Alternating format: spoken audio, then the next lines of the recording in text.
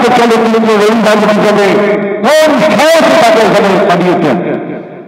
যদি শিল্পকলা একাডেমি হতে পারে, যদি শিশু একাডেমি হতে পারে, যদি বাংলা একাডেমি হতে পারে, তাহলে কেন চলচ্চিত্রের একাডেমি হতে পারে না? বাইরে ঠিকানা চলচ্চিত্র হচ্ছে, কিন্তু এফডিসিতে কেন হচ্ছে না?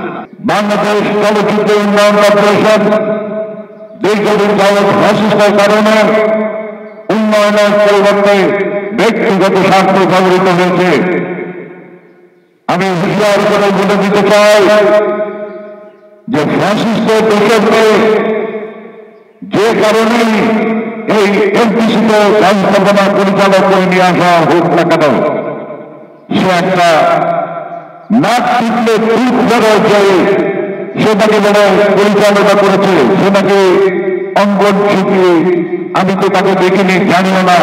আমরা যারা চলচ্চিত্রে দীর্ঘ 60 বছর ধরে রয়েছে, তখন পর্দায় এমন কোন কর্মকাণ্ড করতে দেখিনি, না তাকে অভিনয় করতে দেখেছি, না কোনো রকমের সেই পরিচালনা করতে দেখেছি, না প্রযোজনা করতে দেখেছি।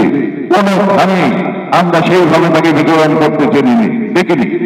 একটা অপ্রয়োজনীয় চরিত্র, একটা অপ্রয়োজনীয় চরিত্র। আপনি তাকে চলচ্চিত্রের অভিভাবক হিসেবে কোন সাহসে তাকে এখানে পাঠিয়েছেন? আমরা প্রতিবাদ করেছিলাম এফডিসির দরজায়, আজ আমরা ভিতরে ঢুকেছি।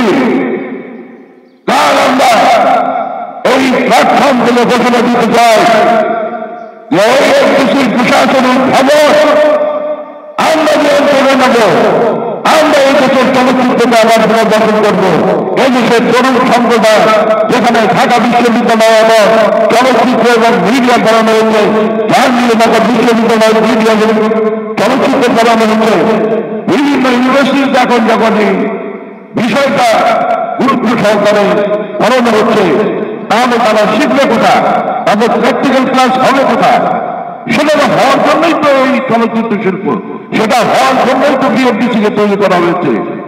আজকে আপনারা দেখবেন যে সেখানে 3 নম্বর 4 নম্বর ফ্লোর ভেঙে এডিটিং যে জায়গায় আমাদের বিল্ডিং ছিল সেগুলোকে ভেঙে এখানে 10 নম্বর বানিয়েছে হোটেল।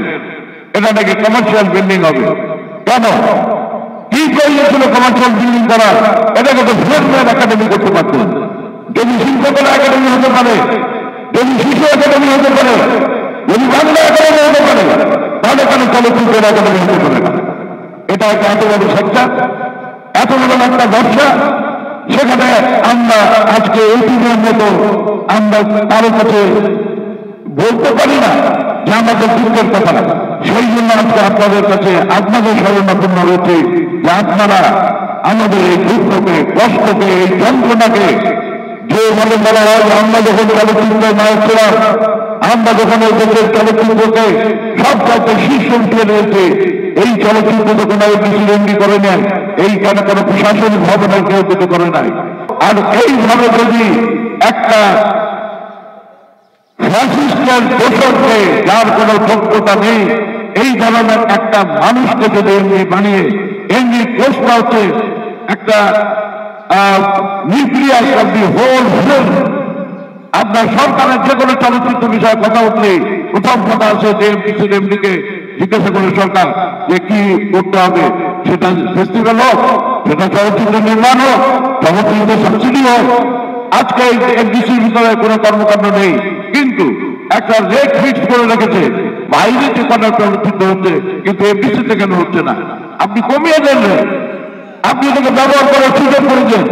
এরপরে যখন এটা চলমান হয়ে যাবে, তখন অটোমেটিক্যালি আপনি ধীরে ধীরে ধীরে ধীরে আপনার সেই যেটা আপনার এই এফডিসি পরিচালনা করার জন্য যেটুকু লজিস্টিক সাপোর্ট দরকার, ফিনান্সিয়াল সাপোর্ট দরকার, সেটা আপনি করতে পারবেন।